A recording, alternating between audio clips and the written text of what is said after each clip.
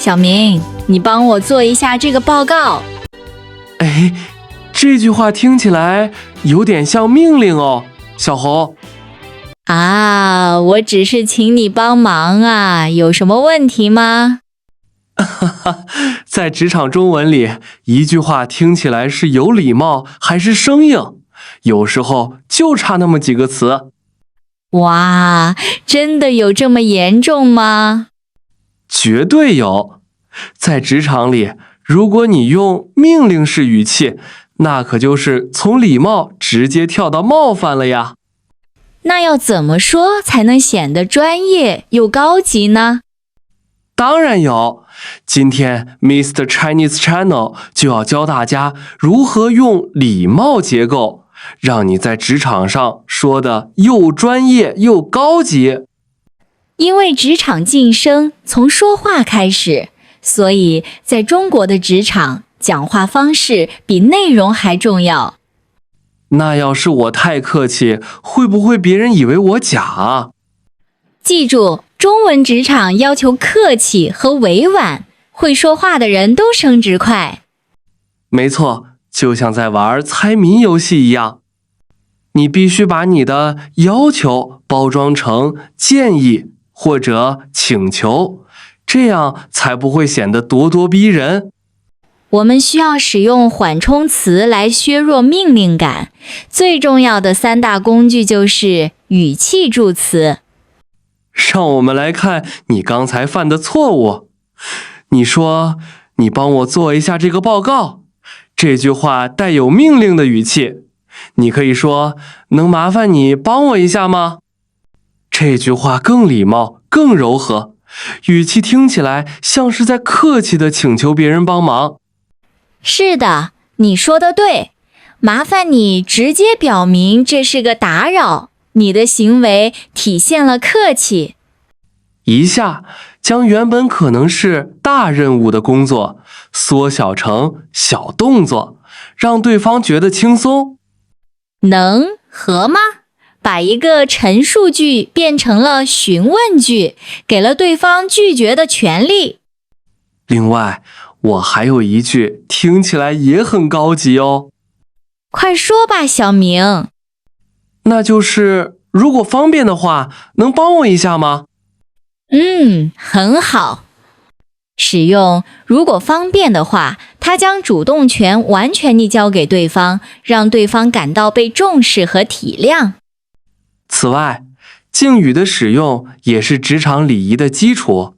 你只能用在同级或下级，对待上级、客户或资深同事，请使用您。比如说，你想让李经理尽快回复邮件。如果你说，李经理，你快点回我邮件，听起来就像在催债一样。对啊，那要怎么说才合适呢？小红。你看看我这样说行不行？李总，麻烦您尽快查收附件，并给我们一个反馈，谢谢您。这样说话才叫有格局。记住，职场中文礼貌永远是通行证。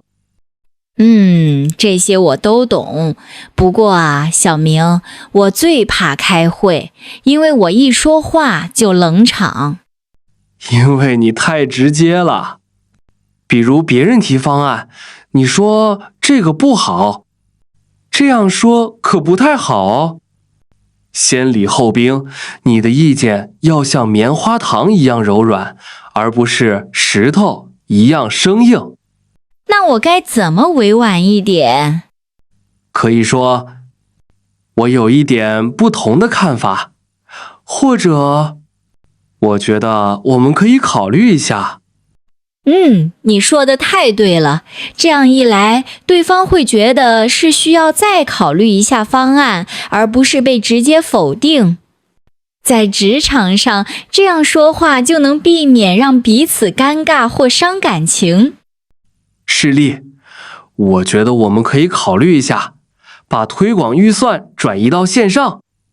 当你建议别人再考虑一下的时候，也要同时提出自己的想法，对吧？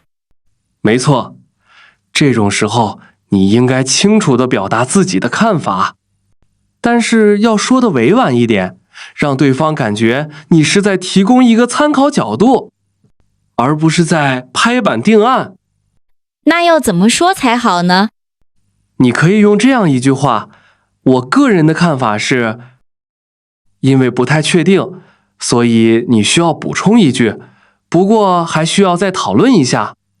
加上个人，代表你只是贡献了一个视角，而不是拍板定案。这样即使错了，责任也小得多，对吧？你说的对，这就说明你在积极表达自己意见的同时，也非常尊重别人的想法。刚才你说的那句，我个人的看法是，我觉得这句话真的很好呢。我也有几句话，你听听看，这样说行不行？从另一个角度来看，我觉得……你用从来看这个结构，来客观地开场表达自己的观点。这样说听起来非常礼貌、专业，而且很谦虚。对，它能让对方不觉得你是在直接反对，而是觉得你在补充意见。通常用在想要转变话题方向，或者提出不同看法，但又想保持和谐气氛的时候。例如，在开会讨论时，如果你想表达自己的看法，可以说：从另一个角度来看，我觉得这个方案也有它的优点。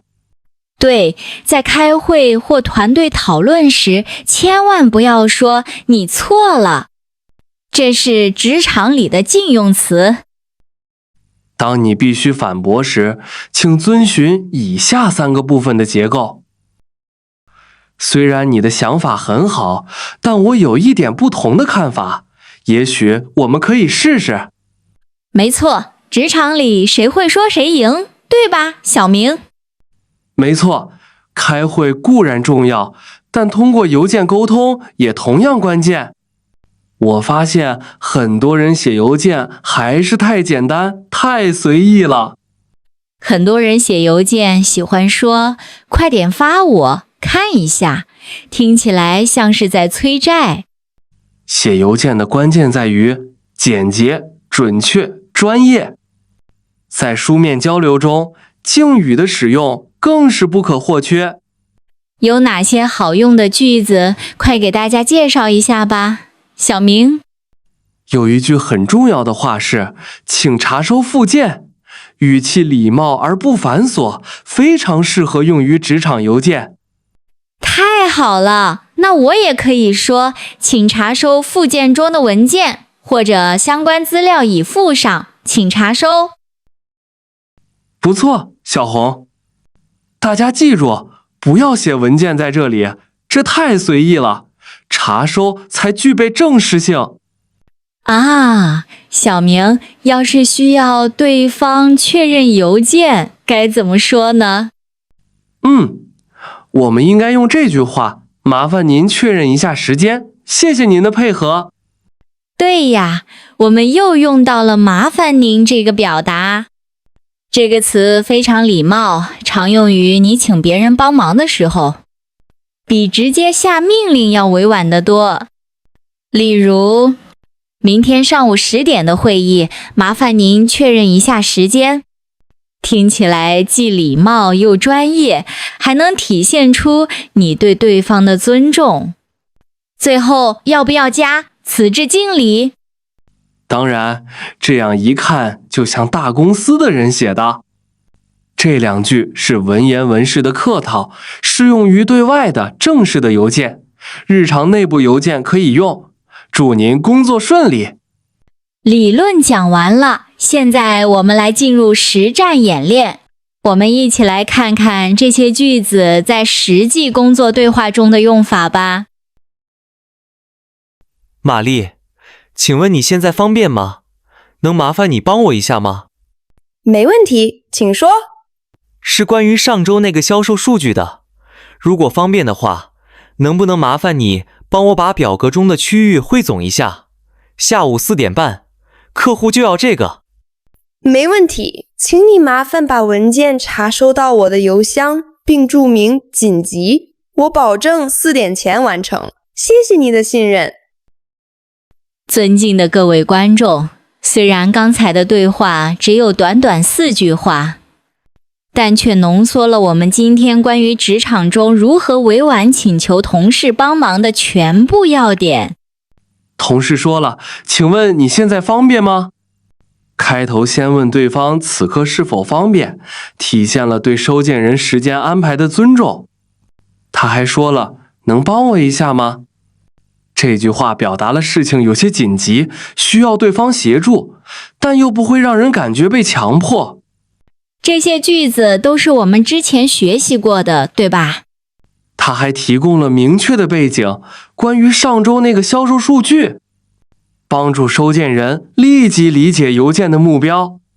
使用如果方便的话，能不能麻烦你？非常礼貌，减少了强制感。这句话我们之前也学过，对吧？